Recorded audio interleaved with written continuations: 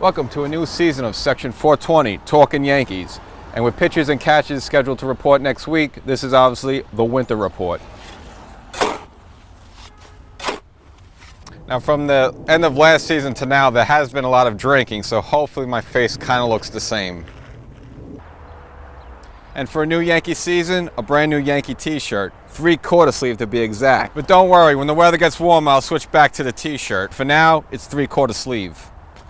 So now with this, you don't get the full sleeve coming down the whole way, which is actually good, because how many times you dip in chips in the salsa, or you eat a juicy cheeseburger and all the ketchup and crap comes out. This way, you keep the sleeve here. If you get a little stain here, it's okay, you can wash it off.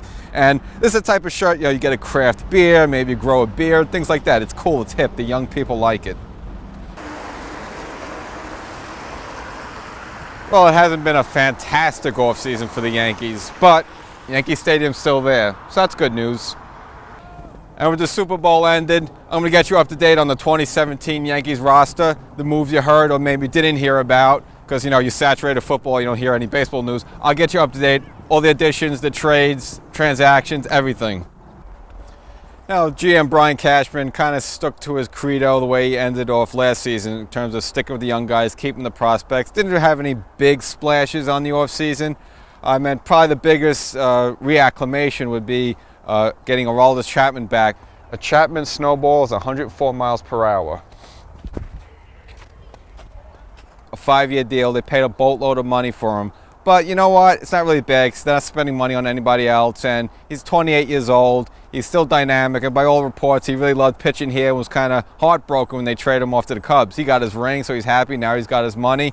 It's a good contract. And wins are going to be hard to come by this team, and the last thing you want is blown saves and blowing leads. So now you still have Bentantis and Chapman in the back end of that bullpen, so the times they do have a lead, at least they won't blow the game.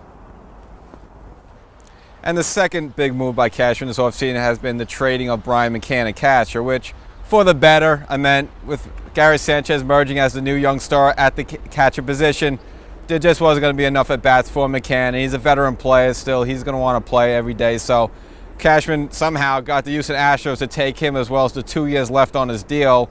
That's a lot of money. I don't know how Cashman pulled that off, but he did.